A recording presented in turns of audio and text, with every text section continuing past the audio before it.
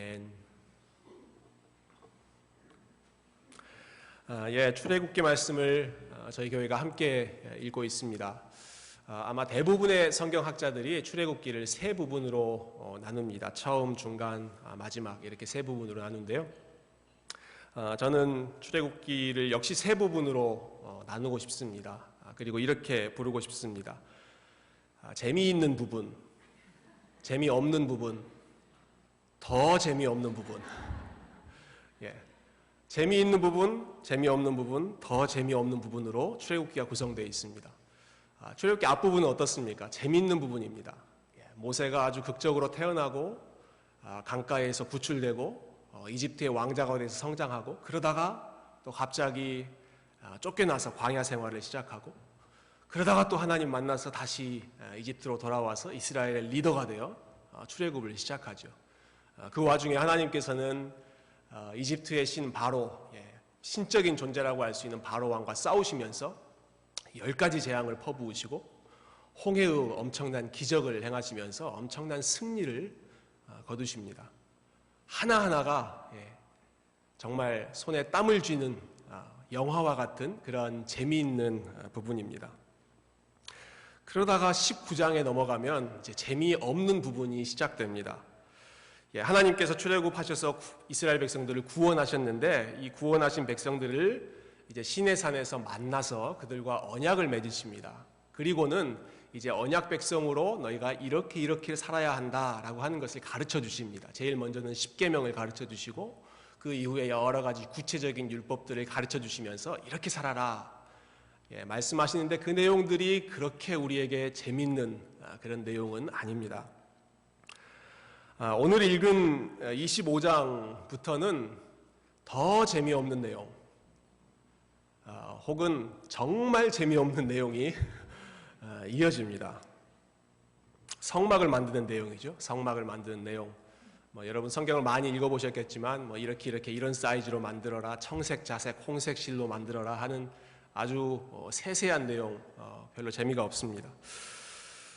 조금 엉뚱하게 들릴지 모르겠습니다만은 저는 이러한 출애굽기의 구조를 연애와 결혼의 구조와 비슷하다라는 생각을 좀 해봤습니다.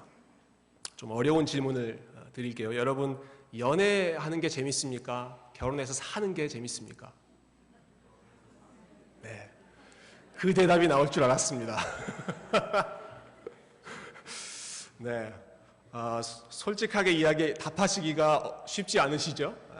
마음속에서는 분명히 연애 때 재밌었는데 옆에 있는 사람을 보니까 그렇게 얘기하면 안 될 것 같고, 저도 일부 예배 때는 연애할 때가 재밌었습니다 이렇게 자신 있게 얘기했는데 3부 예배는 그분이 어디선가 듣고 계시기 때문에 저도 일단 결혼이 재밌는 걸로 하겠습니다.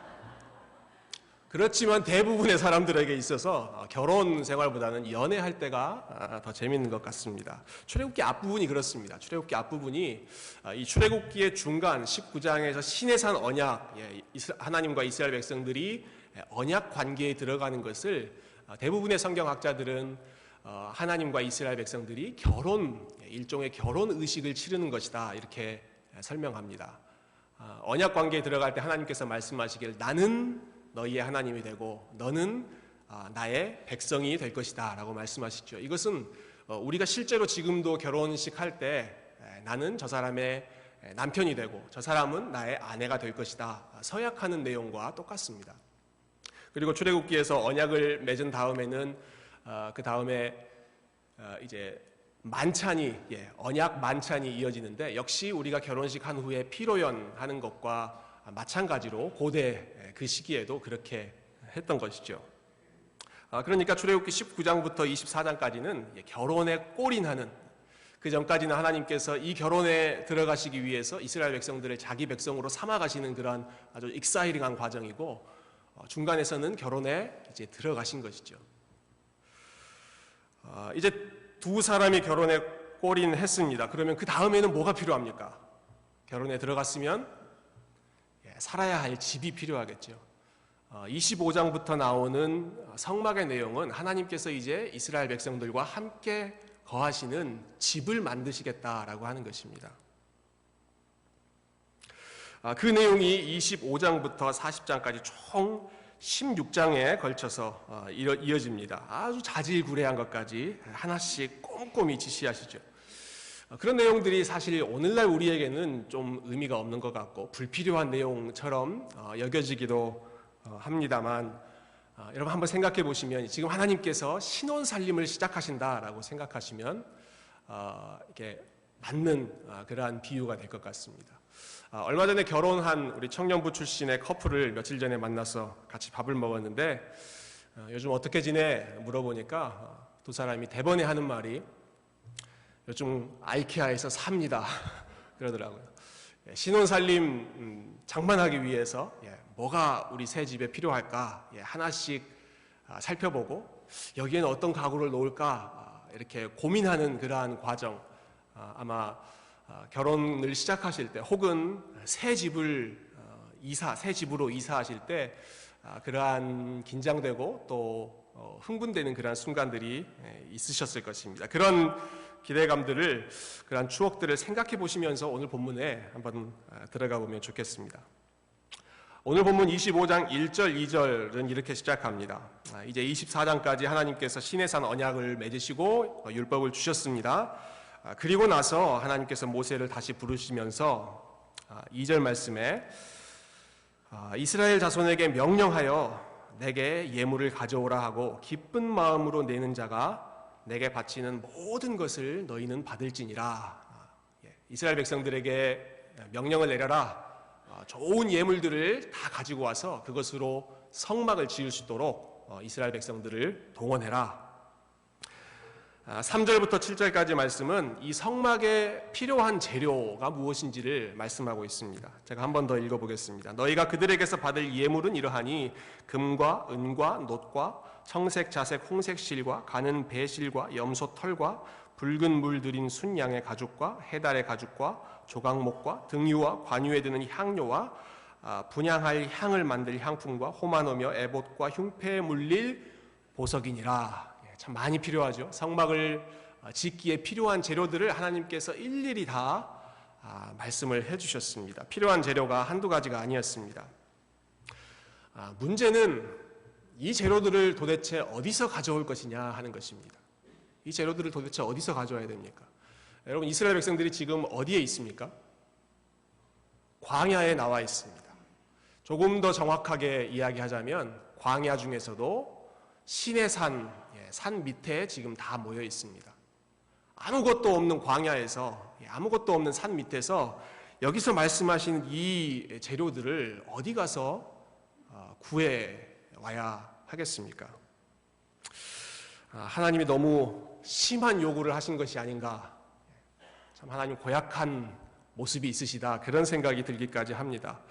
그런데 실상은 그렇지 않습니다. 실상 그렇지 않습니다. 여러분, 출애굽기 조금만 앞으로 한번 같이 넘어가 보실까요? 출애굽기 11장으로 한번 같이 넘어가면 좋겠습니다. 11장 1절과 2절 말씀을 제가 한번 읽어보겠습니다. 11장 1절 2절. 여호와께서 모세에게 이르시기를 내가 이제 한 가지 재앙을 바로와 애굽에 내린 후에야 그가 너희를 여기서 내보내리라. 그가 너희를 내보낼 때에는 여기서 반드시 다 쫓아내리니 백성에게 말하여 사람들에게 각기 이웃들에게 은금 패물을 구하게 하라. 하나님께서 모세에게 이러한 지침을 내리셨습니다. 그리고 그 다음 장 12장으로 한번 넘어가 보세요. 10가지 마지막 재앙, 장자의 죽음 재앙이 일어난 후에 35절 36절 한 목소리로 한번 읽어보겠습니다. 시작. 모세의 말대로 하여 애굽 사람에게 은금 패물과 의복을 구하매 여호와께서 애굽 사람들에게 이스라엘 백성에게 은혜를 입히게 하사 그들이 구하는 대로 주게 하심으로 그들이 애굽 사람의 물품을 취하였더라. 하나님께서 모세에게 지시하시기를 이제 마지막 재앙이 일어나면 너희가 드디어 애굽으로부터 빠져나올 것이다. 그런데 그때 빈손으로 나오지 말아라. 그렇게 말씀하셨습니다. 옆에 있는, 주변에 있는 이집트 사람, 애굽 사람들에게 당당하게 가서 은, 금, 패물, 의복 이런 것들을 구해라. 실제로 10번째 재앙이 일어난 후에 이스라엘 백성들이 이집트 사람들에게 가서 하나님께서 말씀하신 것들을 구했습니다. 금, 은, 옷 이런 거, 의복 이런 것들을 구했고 놀랍게도 이집트 사람들이 순순히 그것들을 다 내주었습니다. 12장에서는 그것이 여호와의 은혜에 따라 이루어진 일이다라고 말씀하셨습니다. 그때 가지고 나온 그 예물들을 가지고 지금 이제 성막을 짓자라고 하는 것이죠. 우리가 무엇을 여기서 볼 수 있습니까? 하나님은 미리 준비하신다라고 하는 것입니다. 하나님은 미리 준비하시는 분이시다라고 하는 것입니다. 본격적인 출애굽을 시작하시기 전에 이미 하나님은 성막 지을 준비를 그때부터 하고 계셨던 것이죠. 미리 준비하시고 또 필요한 재료들을 공급해 놓으신 후에 이제 때가 됐다, 우리 성막 짓자 신호를 내리자마자 바로 물건 준비할 필요 없이 가지고 온 곳으로 바로 그 작업을 시작할 수 있도록 미리 준비해 주신 분이 우리 하나님이시다라는 것입니다. 여호와는 준비하시는 분이시다라고 하는 말을 성경에서 여호와 이레라고 합니다. 여호와 이레. 여호와 이레라는 말이 성경 어디에서 유래했습니까? 창세기 22장에 유래하죠. 아브라함이 이삭을 바치는 장면에서 유래합니다. 하나님께서 아브라함에게 네 아들 이삭을 바쳐라라고 하셨을 때 아브라함이 이삭을 데리고 모리아 산으로 가죠.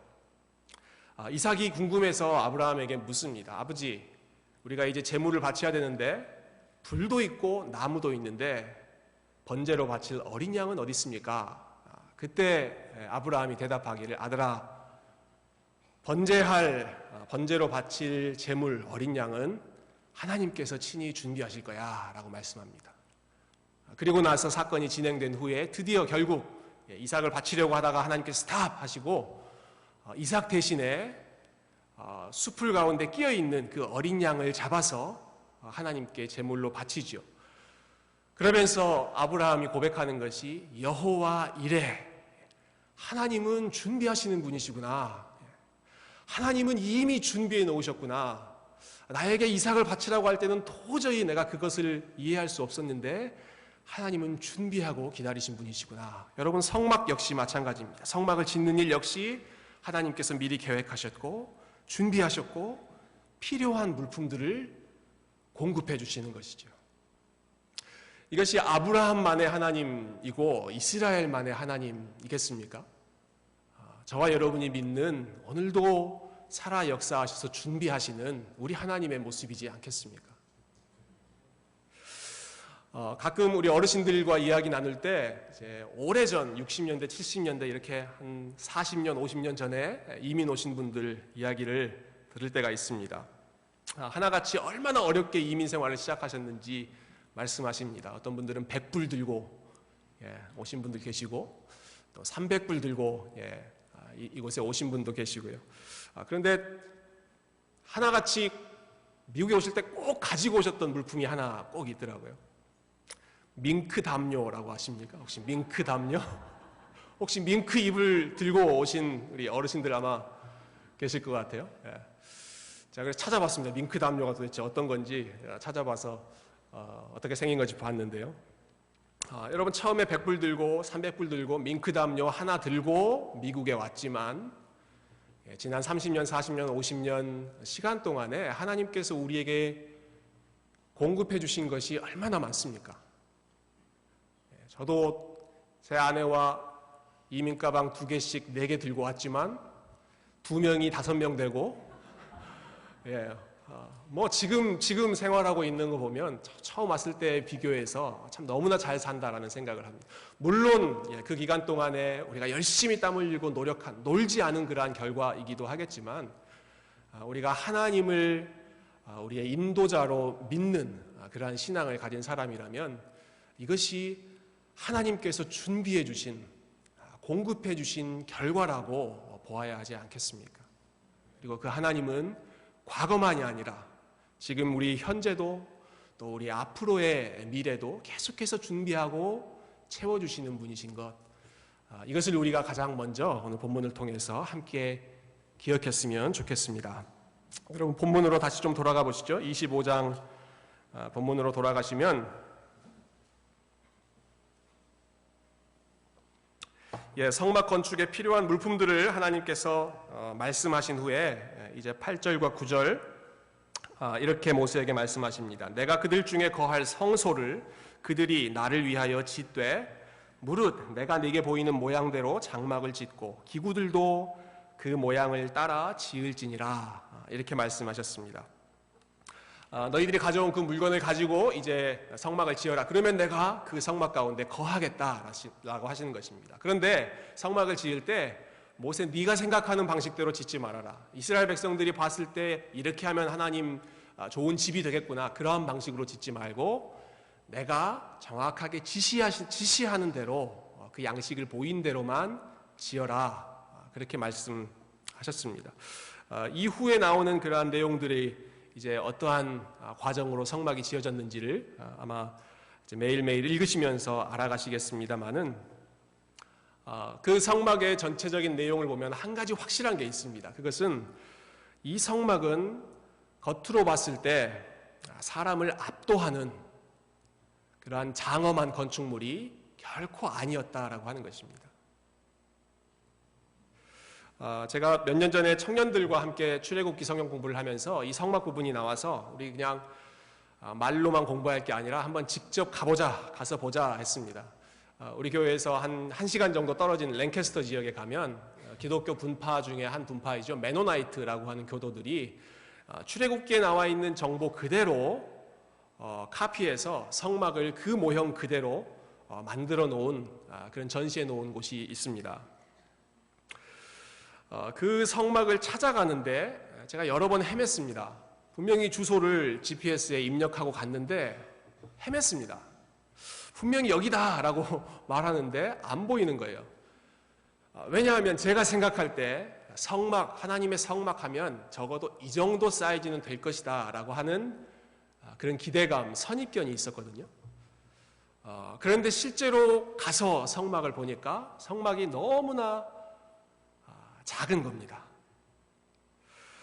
아마 청년들도 비슷한 생각을 했던 것 같습니다. 막상 도착해서 성막을 쭉 보면서 한 청년이 저에게 목사님, 설마 이게 진짜 성막은 아니죠? 이거 축소한 거죠? 라고 저한테 물어보더라고요. 아니요, 근데 그게 진짜 성막의 사이즈입니다. 성막의 사이즈는 하나님께서 내가 너희를 만나겠다 한 가장 거룩한 장소가 지성소이지 않습니까? 이 지성소의 사이즈가 5m, 5m, 5m입니다. 가로, 세로, 높이가 정확히 5m로 큐빅형으로 되어 있는데 여러분 5m면 대충 어느 정도인지 보이시죠? 아마 저희 끝까지의 한 절반 정도가 5m이지 않을까 싶은데 그 정도가 하나님이 머무시겠다고 하는 지성소였고 지성소에는 다른 것 없고 언약궤만 하나 있었는데 그 언약궤 내가 바로 이 언약궤 위에 있는 속죄소에서 너희를 만나겠다라고 하셨던 그 언약궤는 130cm, 70cm, 70cm. 제가 생각해 보니까 이 강대상을 이렇게 옆으로 누이면 그것보다 조금 작은 사이즈가 언약궤이지 싶습니다. 그 작은 상자 위에 내가 임하겠다. 여러분, 하나님이 어떤 분이십니까? 천지를 만드신 분이지 않습니까? 하나님께서 이스라엘 백성들과 언약을 맺으실 때에도 제일 먼저 하신 말씀이 온 세상이 다 나의 소유다. 온 세상이 다 내게 속했다라고 말씀하셨습니다. 그렇게 말씀하실 수 있는 분이라면 그에 맞는 스케일이 되는 그 정도의 집을 지을 법하지 않습니까? 혹시 실제로 보신 건축물 중에 제일 큰 건축물이 어떤 게 있으신가요? 저는 생각해 보니까 뉴욕에서 본 메트로폴리탄 뮤지엄이 지금까지 본 것 중에 제일 컸던 것 같아요. 제일 장엄했던 것 같은데 적어도 그 정도는 돼야지 천지를 만드신 하나님, 온 세상을 나의 것이라고 말하실 수 있는 그 하나님을 품을 수 있는 그런 건축물이지 않겠습니까? 그런데 하나님께서는 지극히 평범한 천막, 아니 평범하다 못해 너무나 왜소해 보이는 그러한 천막 가운데에서 내가 이스라엘 백성 너희를 만나겠다라고 말씀하시는 것이죠. 하나님이 얼마나 겸손한 분이신지를 이 성막을 통해서 보여주시는 것입니다. 출애굽기에서 우리는 여러 차례 이 하나님이 얼마나 겸손한 분이신지 볼 수 있습니다. 하나님께서 이스라엘과 언약을 맺으셨다는 것 자체가 사실은 겸손의 극치라고 할 수 있습니다. 여러분, 하나님은 오늘날 우리가 많이 쓰는 말을 빌리자면 갑이십니다. 갑. 하나님은 갑 중에 갑이십니다. 이스라엘 백성들은 을 중에도 을입니다. 당시에 가장 작은 민족이라고 했거든요. 갑과 을이, 언약이라고 하는 것은 사실 대등한 사람들이 서로 계약하는 것인데, 갑 중에 갑이신 하나님께서 가장 연약한 이스라엘 백성들과 우리 언약을 맺자. 내가 너희 가운데 거하겠다. 내가 너희와 동행하겠다라고 말씀하시는 것이죠. 지난주에 저희가 함께 말씀으로 살펴보았습니다마는 하나님께 바칠 제단을 만드는 규정도 마찬가지입니다. 하나님께서 제단을 바칠 때 이렇게 만들라고 하셨습니다. 금으로 만들지 말아라. 나에게 바치는 제단은 은으로 만들지 말아라. 뭘로 만들라고 하십니까? 흙으로 만들어라 그러십니다. 토단을 만들어라 라고 하시고, 혹시 토단이 아니라 돌로 제단을 만들 때에는 아주 정교하게 예쁘게 다듬은 대리석으로 만들지 말고 그냥 정으로 다듬지 않은 그냥 있는 그 돌 그대로 제단으로 사용해라. 오늘 성막을 만드시면서 멀리서부터도 한눈에 알아볼 수 있는 그러한 웅장한 건물이 아니라 가까이 다가가서도 이게 진짜 성막 맞나 고개를 갸웃거릴 정도로 겸손한 건물을 우리 하나님께서 만들라고 하시는 것입니다. 여러분, 지금 이 이스라엘 백성들이 이집트에서 나왔습니다. 이집트에서 뭐 하다 나온 사람들입니까? 건축하다 나온 사람들입니다. 이 사람들이 건축했던 건물들은 피라미드, 스핑크스를 그 사람들이 지었는지는 모르겠습니다만은 람세스 궁전, 그 당시에 가장 화려하고 큰 건물들을 이 이스라엘 백성들이 짓다가 지금 나왔습니다. 그런데 그 사람들을 향해서 나는 너희들이 지금까지 지었던 그 엄청난 건물, 그런 건물에서 너희들을 만날 것이 아니라 나는 바로 이 텐트에서, 이 성막에서 너희들을 만나겠다. 하나님께서 왜 이렇게 겸손한 모습으로 성막을 만드셨을까요? 그것은 이 성막이라고 하는 건물은 바로 실패한 이들을 위한 장소이기 때문에 그렇습니다. 실패한 이들이 와서 하나님을 만나는 장소가 이 성막이기 때문에 그렇습니다. 저는 오늘 설교 제목을 지으면서 제목을 이렇게 붙였습니다. 성막, 실패한 이들을 위한 은혜. 제목이 괜찮은가요? 사실은 표절한 제목입니다. 저희가 지금 제자원에서 읽고 있는 책이 성령 충만, 실패한 이들을 위한 은혜라고 하는 책인데, 이 책이 아주 좋습니다. 굉장히 좋습니다. 하나님께서 참 준비해 주셨다라는 느낌이 들 정도로 좋은 내용을 저희가 읽고 있습니다. 그런데 이 책에서 성령 충만에 대해서 설명하면서 아주 정확하게, 그리고 우리가 평소에 생각하지 않았던 방식으로 새롭게 성령 충만을 설명하십니다. 이렇게 정의를 내리는데요. 성령 충만은 우리의 신실함에 대한 보상이 아니라 우리의 실패에 대한 하나님의 선물이다. 여러분, 다시 한번 들어보시겠어요? 성령 충만은 우리의 신실함에 대한 보상이 아니라 우리의 실패에 대한 하나님의 선물이다. 우리는 성령 충만을 우리가 열심히 경건 생활하고 노력한 그것의 대가, 그것의 결과물이라고 생각할 때가 있습니다. 내가 말씀을 열심히 읽었기 때문에, 내가 기도를 열심히 했기 때문에, 내가 헌신하고 봉사하고 헌금하는 일 열심히 했기 때문에 이제 하나님께서 나에게 성령으로 충만하게 해주실 것이다. 사실은 정반대입니다. 성령 충만은 우리가 신실하게 산 삶에 대한 대가가 아니라 우리가 그렇게 살지 못한 것에 대한 그것을 불쌍히 여기신 하나님의 선물이라는 것이죠. 우리가 기도해야 되는데도 기도하지 못하고, 말씀을 읽고 하나님의 뜻을 깨달아야 하는데도 그렇게 할 수 없기 때문에 하나님께서 불쌍히 여기셔서 우리에게 성령을 보내시고 성령으로 충만케 하셔서 우리가 할 수 없는 일을 하도록 도와주시는 것이 성령 충만인데, 성막 역시 마찬가지입니다. 성막 역시 마찬가지입니다. 실패한 이들을 위한 은혜입니다. 하나님께서 이 성막을 만들라고 하시는데 율법을 먼저 주시고 그 다음에 성막을 만들라고 하셨습니다. 저는 이 순서가 굉장히 중요하다고 생각합니다. 이스라엘 백성들에게 율법을 먼저 주시면서 너희는 이렇게 살아라. 이것이 내가 기뻐하는 삶이다 라는 명령을 주시는 것이죠. 그렇지만 그 명령을 주시면서 하나님께서는 다른 한편으로 이스라엘 백성들이 이 율법대로 살지 못한다라고 하는 것을 미리 아신 것입니다.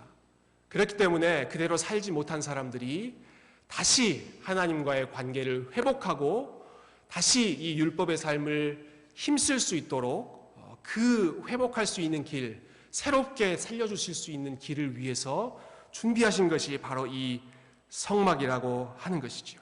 그들이 실패할 수밖에 없다는 것을 아셨기 때문에 그들이 실패할 때 거기에서 주저앉지 않고 다시 주님께로 돌아올 수 있는 길을 준비해 주신 것입니다.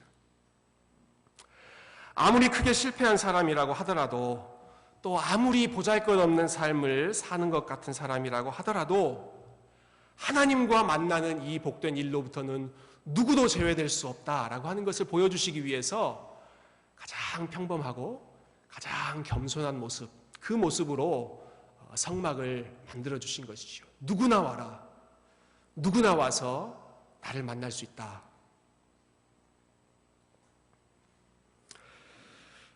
말씀을 정리합니다. 이 성막이 보여주는 모습은 결국 우리 주 예수 그리스도께서 보여주신 모습입니다. 사도 요한은 자신의 복음서를 시작하면서 태초에 하나님과 함께 계셨던 말씀이 육신이 되어 우리 가운데 거하셨다. 하늘의 영광을 마음껏 누릴 수 있는 그분이 그 하늘 영광을 버리고 우리 가운데 거하셨다라고 선언합니다. 그런데 그때 거하셨다라고 하는 단어가 헬라어 원어로는 장막을 치셨다, 성막이 되셨다, 텐트가 되셨다라고 하는 단어입니다. 예수 그리스도의 성육신을 이 성막을 짓는 사건과 연결하는 것이죠. 사도 요한은 또한 요한계시록에서 성도들이 장차 맛보게 될 궁극의 영광, 우리 주님께서 다시 오실 때 이루어질 일을 예언하면서 이렇게 말씀합니다. 그날에는 하나님의 장막이 사람들과 함께 있음에 하나님이 그들과 함께 계셔서 그들의 모든 눈물을 닦아주실 것이다. 하나님의 장막이 충만하게 우리 가운데 임하실 것이다 라고 말씀합니다.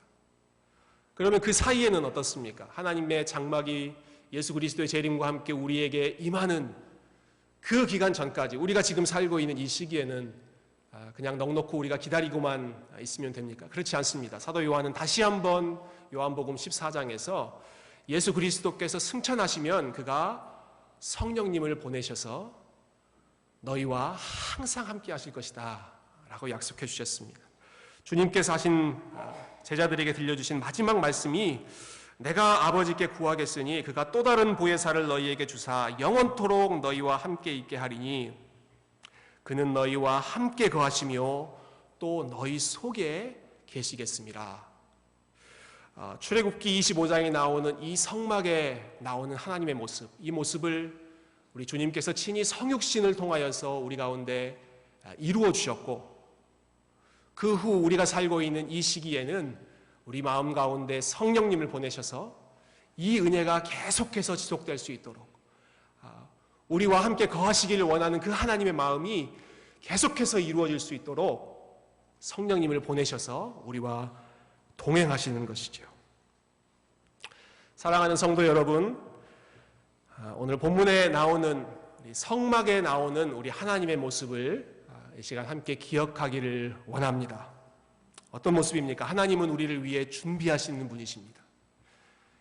준비하셨고 준비하시고 앞으로도 계속해서 준비하고 계시는 분이십니다.